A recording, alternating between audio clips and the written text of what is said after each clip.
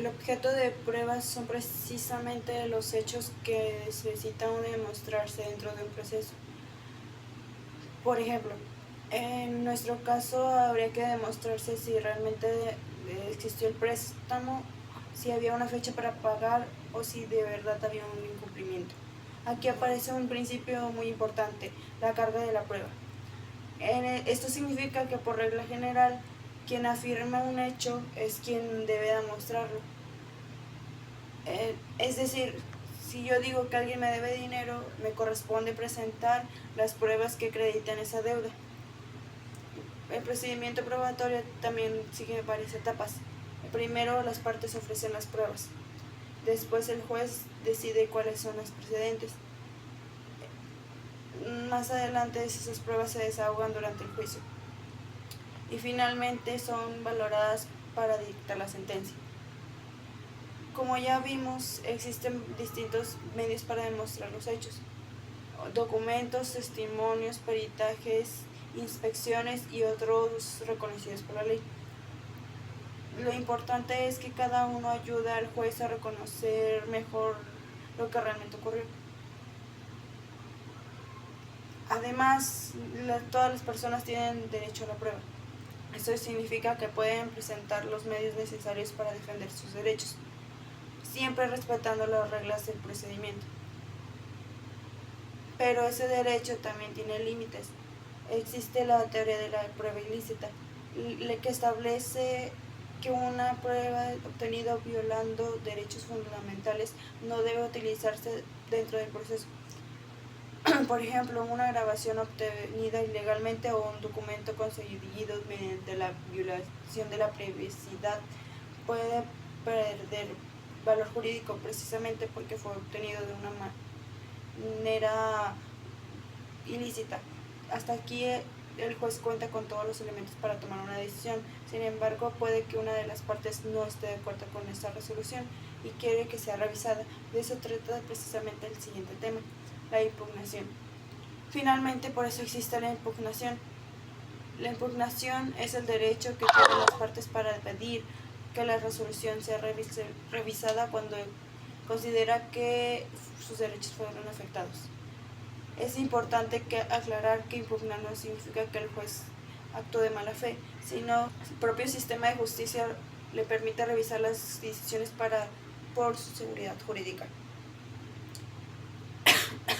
Entonces, de manera sencilla podemos decir que la impugnación es el medio legal mediante el cual una persona solicita que se revise una resolución mediante el proceso.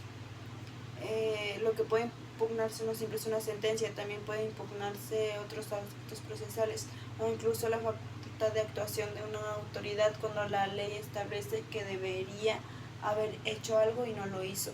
Es decir, la impugnación no solo sirve para corregir los posibles errores durante todo el procedimiento, no únicamente al final del juicio. Ahora bien, una impugnación también puede presentarse de cualquier manera que la ley establezca un procedimiento el cual debe seguirse. Todo comienza con la motivación. Aquí las personas explican claramente por qué consideran que las resoluciones son incorrectas y cuáles son los errores que debe, desde su punto de vista, se comete. Después viene la admisión. En esta etapa la autoridad revisa si la impugnación cumple con los requisitos que marca la ley y decide si puede tramitarse. También determina los efectos que tendrá mientras se resuelve. La impugnación es admitida. Continúa la sustentación. En esta parte se desarrolla el procedimiento correspondiente. Se analizan los argumentos y en algunos casos también las pruebas relacionadas con la impugnación. Finalmente llega la resolución, donde la autoridad decide si confirma la decisión anterior, la modifica o incluso la deja sin efectos.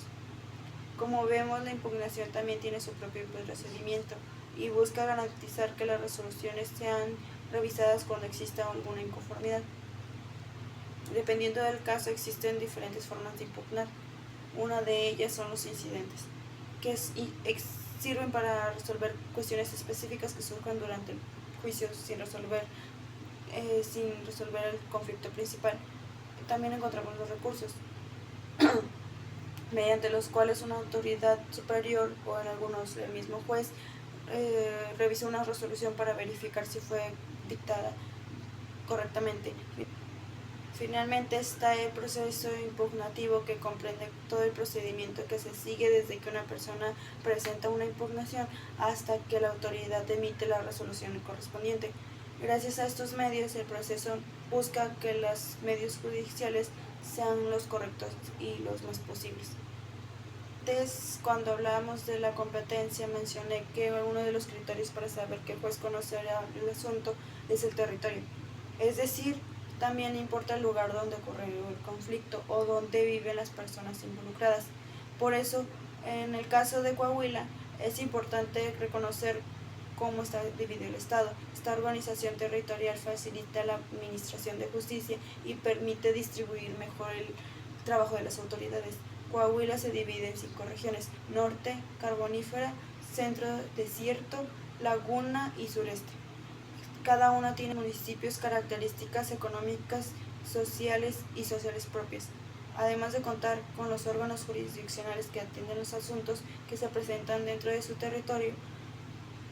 Por ejemplo, un conflicto que ocurre en la región Laguna deberá de reconocerse por las autoridades competentes de esa región y no por un juez de otro estado, salvo por las excepciones de la ley. En otras palabras, conocer las regiones de Coahuila también ayuda a entender cómo se organiza la impartición de justicia y cómo funciona la competencia territorial de los tribunales. Y bueno, así es como llegamos al final de este recorrido por la teoría general del proceso. Como vimos, todo comienza cuando surge un conflicto entre dos personas. Ese conflicto puede resolverse mediante un acuerdo, o si no, eso no es posible, llegar ante un juez. A partir de ahí se desarrolla un proceso con diferentes etapas, donde las partes presentan sus argumentos, ofrecen pruebas, participan en audiencias y finalmente reciben una resolución. También vimos que esa resolución puede revisarse mediante los medios de impugnación, cuando una de las partes considere que existe algún error, siempre respetando las reglas y garantías que establece la ley. Al final, todos estos temas están relacionados entre sí y tienen un mismo objetivo: que los conflictos se resuelvan de manera justa, respetando los derechos de las personas y siguiendo un procedimiento legal. Muchas gracias por ver este video. Espero que esta explicación les haya ayudado a comprender mejor cómo funciona el proceso y cómo cada uno de estos temas forma del mismo camino.